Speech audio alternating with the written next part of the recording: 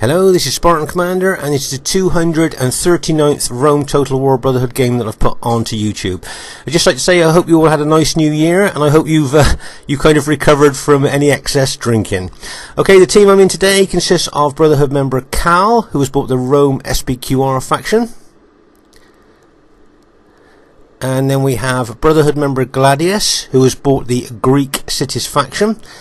Just like to look at his army there. I see he's got about 13 Spartan units there, 4 Cretan archers, and just like to draw your attention to something unusual in the Greek Cities army, and that is to bring actual cavalry. And if you can see there, he's bought the light cavalry there, and if you notice the upgrades he's got on that cavalry, he's got 7 upgrades, so that's a stripe, gold shield, gold attack. Now it is only light cavalry, and I see he's got 3 units of them, so it'll be interesting to see how well he uses them during the course of the battle. As I say, it's quite unusual to bring cavalry in a Greek Cities army. Our next teammate is Brotherhood member JGP, who's bought the Rome SBQR faction. And then our last teammate is myself, Spartan Commander, who has also bought the Rome SBQR faction. So there's our team there. Looks pretty good to me. It should be an interesting battle for you to watch. If you notice, this is an old army. I've been bringing this old army to the modern day battlefield for the last few months now. I think it's only got 12 infantry units. It should be interesting to watch. At this stage of the battle, I thought we'd have a look at Gladius's Spartans here. As you can see, he split his Spartan army into 2 armies there. He's got his main army there that could hold in a battle line, in the main battle line. But he's also got like a B army, if you like, that he can move around the battlefield to help his allies if needed. Of course, these Spartans have got 2 hit points. Excellent morale and very good specifications. I think anybody that knows anything about military history, the word Spartan is mentioned, and straight away you think of elite troops. Remember in Spartan times, boys were taken from their parents at the age of 7 and were trained intensely in military warfare. Right up to the age of 21, when they eventually were allowed to go into battle.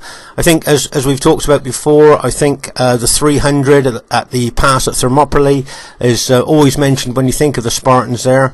How they, in the final day, the final part of that day, how Leonidas just marched his Spartans out against the main Persian army. And I think that, as I said before, as the last Spartan fell from the hail of arrows that finished them off, the 300 moved into legend. And this game reflects how tough those Spartans were with their specifications. And here is the enemy team. We have RTW player Andrezeg 13, who has bought the Rome Scipio faction there. I think Andrezeg is a newer player to RTW, but that looks like a pretty good army to me. Pretty solid there. And then their next teammate is IOW Spartaco Recruit. It's nice to see IOW still recruiting there. And that looks like a pretty good army to me too. Nice pile of shield units there. Formation. Yeah, it looks like a pretty good army. Their next teammate is an RTW player who has called himself Boudica, but actually you'll know him as Malta. So this is RTW player Malta, and he has bought the Rome Bruto faction. If you notice there, he's got 12 infantry units, which is unusually low for the modern day battlefield. And then their last player is an RTW player who's called himself Angel, but it's actually Scorpion King SR. So Scorpion King SR. And I'd like to draw your attention to the amount of infantry he's got here. I think if you count, he's got just 6 infantry units. Yep, 6 infantry units, but I think he's got something like 8 archer units.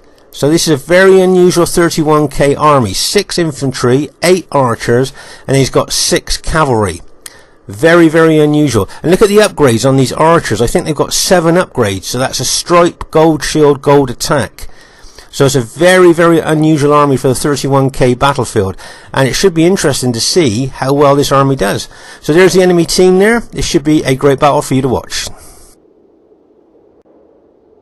At this very early stage of the battle here, you can see that Scorpion King SR is already showing his aggressive credentials. As you know, SR is never one to really stand back in defense. He's always one to look to attack. Remember, attacking keeps the enemy on the back foot. They kind of dance to your tune. Let's just pause the game for a second. As I say, you can see Scorpion King bringing his archers, well upgraded archers out to this right flank, guarded by his cavalry to stop any enemy cavalry trying to disrupt them. There's his 6 infantry units in front of some of Cal's infantry and Gladius's. As you can see, there's a bit of an archer battle going on at the moment between Gladius's Cretan archers and the Roman archers there, the auxiliary archers. There's Boudica, or Malta, as you would know him, moving over. And there's a general overview of the battlefield at this very, very early stage of the battle. As I say, Scorpion King there, setting his credentials out straight away there, showing that he's going to be aggressive with that unusual 31k armor. Oh. Okay, so as I say, at this very early stage of the battle here, you can see that Scorpion King has got some archer units around here, firing into the flank of those of Gladius's Cretan archers there, causing a lot of casualties there. Plus, don't forget, he's got archers at the front as well, shooting arrows into Gladius's Cretan archers. If you notice here, can you see that Cal is moving infantry backed up with some cavalry in this general direction? Good bit of teamwork there by Cal, trying to prevent Scorpion King's archers there from shooting into the flank of the Cretan archers, and also into the flank of the Spartan troops there, and of course his own troops there as well. But if you notice here, Gladius's Cretan archers have been pretty well decimated by the amount of enemy archers on the field there. And if you notice, as I say, Cal is starting to, if you like, counterattack on this right flank with a combination of infantry and cavalry. As I say, I'm looking at the number of enemy infantry on this flank here. You can see that our team has definitely got an advantage in infantry. But if you notice that every time Cal's moving his infantry, he's suffering casualties from those mass archers. Don't forget, every time you move your infantry under archer fire, you lose troops. There's one unit there been reduced to 64, and without causing a single casualty to the enemy. That's just pure archer fire there has brought that unit down. Plus there's other units within in that little army he's moved out there that have been caused casualties to by the massed archers there. As I say, it's a nice little counter-attack there by Cal, moving that infantry and cavalry out there to stop the flank being threatened. And as you can see, Gladius has split his Greek city's army into 2. So that's a nice formation there. And JGP there, no threat at the moment. But if you notice over here on this flank, seeing all the activity on our right flank, I've decided to do an aggressive left flanking action here. Now the reason I'm doing this is, as usual, is just to try and disrupt the enemy lines there. Just try and disrupt them, turn their flank if possible, just to get them thinking about what I'm going to do on this flank here. May well take a bit of pressure off of our right flank.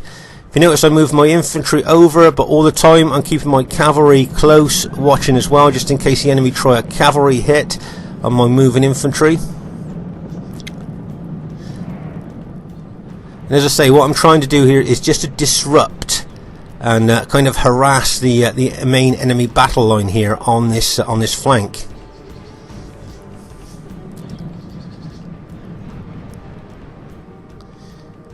And as you can see there, the enemy blue Scipii army that was in front of me has retreated quite a long way now. So I've kind of done what I really want to do here, and that's to kind of disrupt this flank, this enemy flank here. And I'm just gonna, if you notice, I'm not moving large distances in one go. I'm moving shorter distances, just kind of prodding the enemy line, like just kind of just moving short distances, as I say, just to try and get the enemy to react to my actions there. Okay, let's just pause the game for a second. As you can see now, I'm actually right round this left flank of ours now, facing the enemy Scipii army, and also the enemy Julii army. I can see their flank there as well. So and if you notice that JGP with his SPQ army has moved forward a little bit as well, showing a bit of aggression there. If you notice here that Malta's Bruttii army is moving over to the left to help his ally out, And as you can see here, Scorpion King SR has moved a lot of his troops, cavalry, archers round to this this flank of ours here. As you can see, Malta and Scorpion King's cavalry is over here. My guess is they're looking to try and take out Cal's SBQR cavalry here. Because even though the Spartans are great infantry, of course they haven't got any heavy cavalry. So on this right flank of ours, Cal's cavalry is going to be quite a lot outnumbered here by the enemy cavalry. If you notice that Gladius and Cal are moving their infantry over to support Cal's Cal's cavalry here. Of course, the last thing they want to do is lose Cal's cavalry on this flank, because obviously, as the enemy's already got cavalry advantage here, then if Cal loses all his cavalry, then of course that would hand even more advantage to the enemy cavalry here. But my guess is that the enemy cavalry will start moving away now, as you've got Greek city troops and SBQR infantry attacking their rear.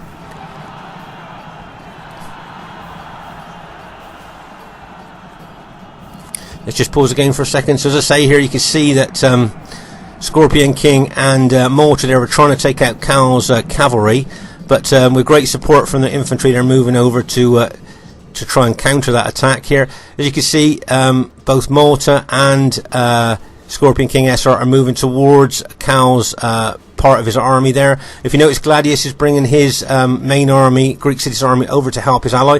Then there's a big gap in the middle, and then we go to the other flank here, and you can see that JGP is attacking the enemy Julii army in front of him quite aggressively now, which is really what I wanted him to do. I want him to pin that infantry. I don't want that infantry to feel that it can come over to the flank that I'm attacking. So that's a nice tactical move there. And if you notice, I'm still moving around this left flank. As I say, not big movements, just short movements there. As I say, kind of just prodding and annoying them there on that flank. But nice move there by JGP. As I say, he's holding that Julii army there, stopping them sending reinforcements over to this flank, allowing me to carry on with my flanking attack here. As you can see, there's a lot of Julii cavalry as well as Scipii cavalry there, ready to attack. That's why I've got my cavalry in close support. So there's a general. As you see, there's a massive gap in between it. This battle is very unusual because the battle is being fought totally on the flanks here. As you can see there, you can see the arrows going into our team there from those vast amount of archers that the SR and Malta has bought there. Loads of fire arrows. Remember, those fire arrows not only cause casualties, but they lower the morale of enemy troops as well. So, and of course, that makes them more susceptible to routing there. So there's a lot of archer fire going into our troops there. But as I say, Cal and Gladius have got infantry advantage on this flank, but I can see that, as I said, both Malta and SR are being extremely aggressive with their cavalry there. Some nice tactical hits there. I can see a lot of Cal's units starting to rout. As you can see, Malta's bringing the green Brutii army to bear on this flank as well. So there's a lot going on this right flank, but as I say, it's a very unusual battle, because if you look in the centre, there's nothing going on. It's just on the right and left flank that the main battle is going on here. So meanwhile, back over onto our left flank here.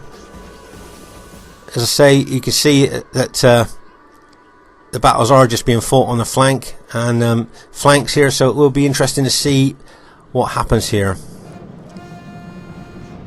Okay, can you still see I'm still moving around that left flank, driving the enemy back. The blue Scipii army is retreating all the time, being pushed back here. And this is what I said, you know, we've talked about aggression on RTW. If you're the aggressive player, if you're showing aggression, then you're kind of like keeping the enemy on the back foot. They're going to have to react to you. They're actually kind of dancing to your tune, if you like. The more aggressive you are. Of course, it's got to be controlled aggression, not just flat out aggression, but controlled aggression. Right, can you see that the enemy Julii cavalry and Scipii cavalry have charged into JGP? Now, can you see my cavalry going? Now, I'm going for the Julii general.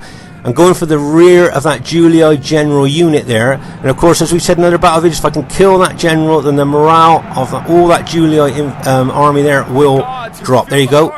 I've just routed that Julii enemy general there, and so of course all the red Julii units morale will now drop. As I say, that was like a hammer and anvil attack there a little bit. JGP charging in from the front and my cavalry going in from the back. So that was a nice combination attack there by JGP and my cavalry there. Most of the Julii units have been routed in that battle. If you notice that the Scipii general sent over some reinforcements, but also he's used his main army to attack my SBQR army here. Very aggressive attack there on my my army there by the Scipii general. He's even thrown in cavalry into that attack as well, knowing that my cavalry is away helping JGP with the enemy Julii army there. Looks like Malta's trying to send over a couple of cavalry units to help their ally there. But meanwhile, over on our right flank here, you can see that there's still loads of arrows being shot into our teammates' units there, lowering their morale, as we said earlier, as well as causing casualties.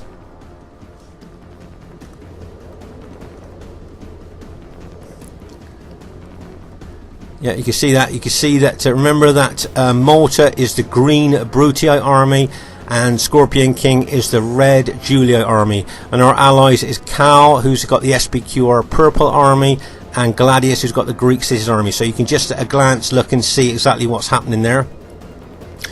As you can see, Scorpion King's bringing more infantry over. The casualties he must be causing with those archers must be phenomenal, I would have thought, because he's got so many, and he's put them in close order now, so their arrows have got even more impact and can cause even more damage. Okay, let's go back over to this flank here.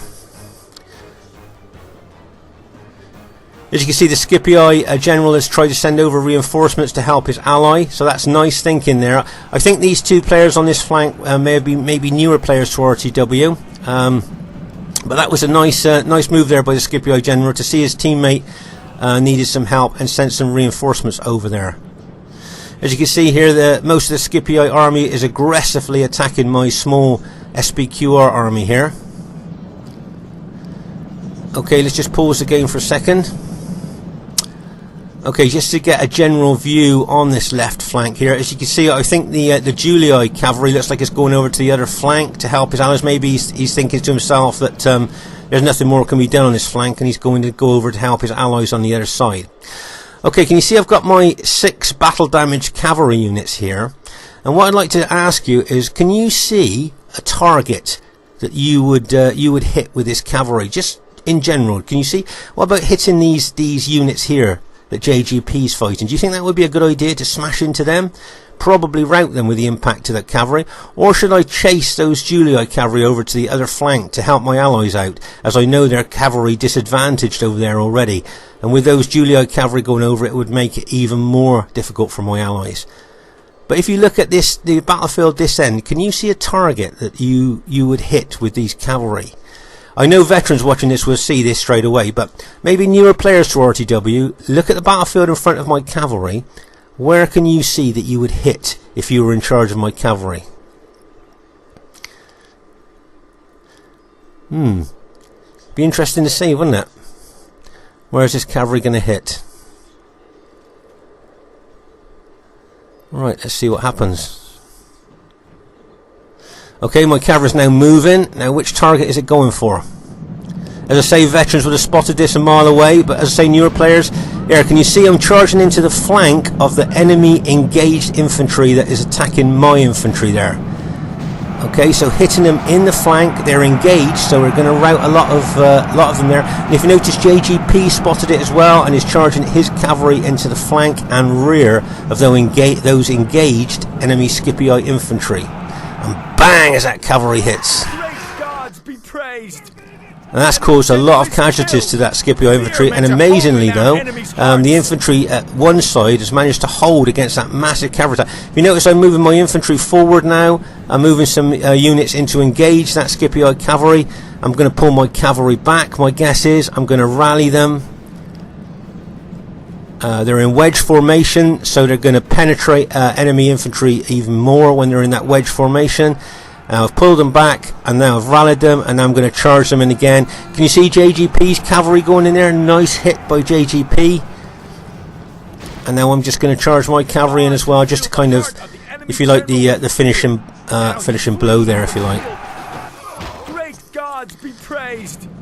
The enemy So that was a general is killed. nice bit of teamwork there by JGP and myself, if you don't mind me saying. Nice combination hits there. Meanwhile, back over onto our right flank here, you can see that, as I say, Scorpion King's red Julii army and Malta's green Brute army there are doing quite good against Cal and Gladius. I noticed the way that Scorpion King's been using his cavalry extremely effectively, kind of like surgical hits at just the right angles and things like that to cause the most casualties to the enemy, to our teams there. So it's nice use of cavalry there. Once again, see how he's charging into the flank and the rear of our allies there.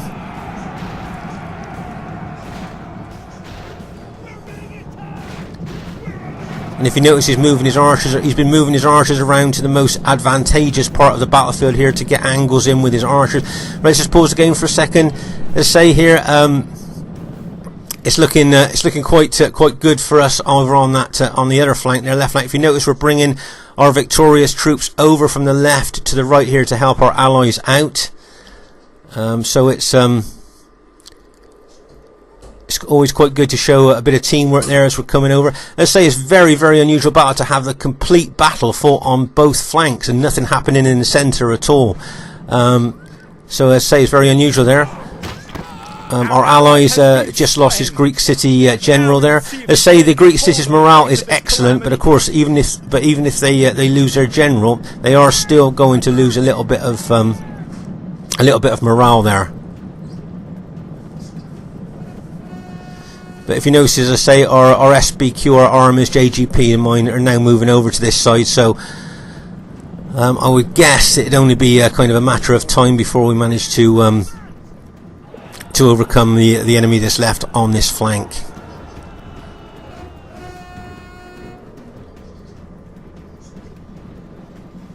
Units attack! The enemy general flees. Press forward so the spirit of his army is broken too. I see that Scorpion King's general's just been routed there, and I think the last of Malta's army has just been routed as well. So I think it's basically just, from what I can see, there's mostly just Scorpion King's cavalry that's left there. I think he's got some infantry units in Testudo, but because they're in Testudo, obviously they're just defensive there, they're not going to attack or anything. And I think Scorpion King must have had some good upgrades on that cavalry, because I've noticed they've been holding well in certain situations on the battlefield. So my guess is he did have very good upgrades on that cav.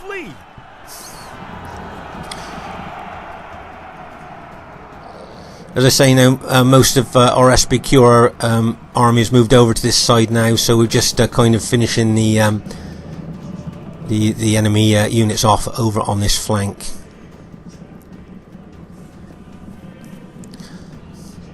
It wouldn't surprise me if the last enemy general admitted defeat soon, as our team seems to have managed to have gone on to win this battle. And this day is clearly You can see very unusual there. You can see the intense fighting over on the other flank there, on the left flank, and of course the intense fighting on the right flank as well. First thing I'd like to say is really well played to everybody in the game there. Let's say we managed to get a clear victory there. So really well done to JGP, Cal and Gladius. Just like to draw your attention to Scorpion Kings. Now remember, we looked at his army, he only had 6 infantry units, okay? But look, he's got the highest kills on his team, and I think he's got the 3rd highest kills in the game as well. So newer players watching this, maybe it's not the size of the army that you bring, but maybe it's the way that you use it. If you notice, Spartaco and Andreas 13, they've only got small kills, but that's because JGP and myself were so aggressive on that flank. We didn't really give them time to kind of fight, if you know what I mean. There, we hit them so fast. If you notice that JGP's got the highest kills in the game, so well done to him, helping out with that flanking attack there. So that's really well done. But I'd just like to say really well done to Scorpion King, Malta, IOW, Spartaco and Andrzej 13. I thought you played really well. Let's say I think Spartaco and Andrzej are newer players to RTW, but they did well, I thought, on that right flank against the aggression shown by JGP and myself. I think newer players have always get that problem at the beginning when they first start playing. If you notice, I've got the smallest army in the game, but I've managed to get the second best kills in the game. So like I say with Scorpion King's army, maybe it's not the amount of men you bring in your army, but maybe it's how you use your army that you get the most kills. So I'll just say to newer players watching this, as I say, it's not, you can bring big armies and you still might get good kills, but in the end it's how you use your army, I think, that makes the difference. So just like I say, once again, really well played to everybody in the game. Look forward to seeing you soon, and bye for now.